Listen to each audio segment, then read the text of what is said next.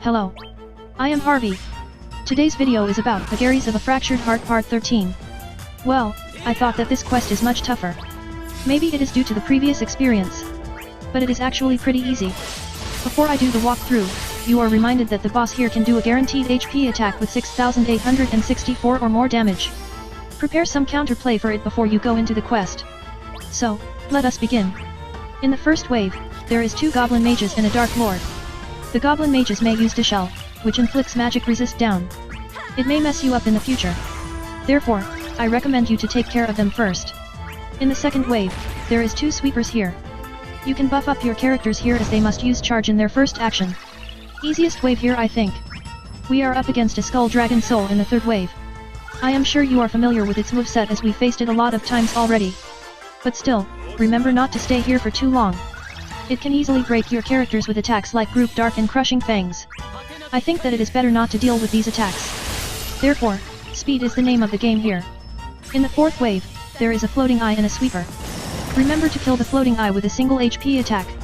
It counters HP attacks with Gaze, which may cause you a turn with the Paralyze. Here comes the boss wave. In this wave, we are up against 2 Skull Wizards.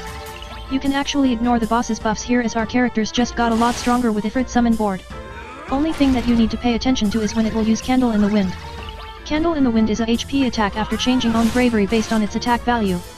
It is a 7,488 damage HP attack with attack up from its own buff. It most of the time will target the same character, which makes it very hard to avoid the KO. To ready for this attack, you can pay attention to the Brazenly It Smirks skill that they use. After Brazenly It Smirks, it means that the boss will use Candle in the Wind in the next turn. Therefore, to can prepare it before the HP attack happens. Brazenly It Smirks usually used with Darkness Falls, which means you have to pay attention to it or you may miss it.